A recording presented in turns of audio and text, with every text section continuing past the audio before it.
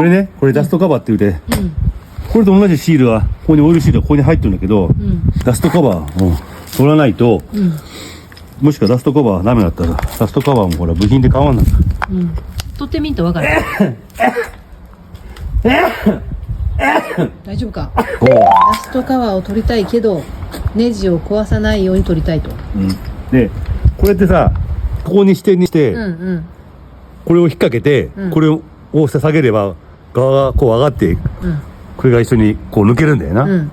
なんだけど、そういう仕組みなんだけど、これが、この穴の中入っていくと、このネジを壊すのが嫌なんで、例えばだから、これで、こういうやつで締めて、あ、これでいいや。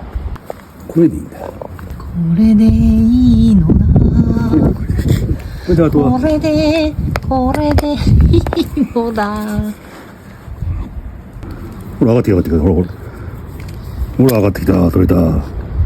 うわ、ちょっと見逃した。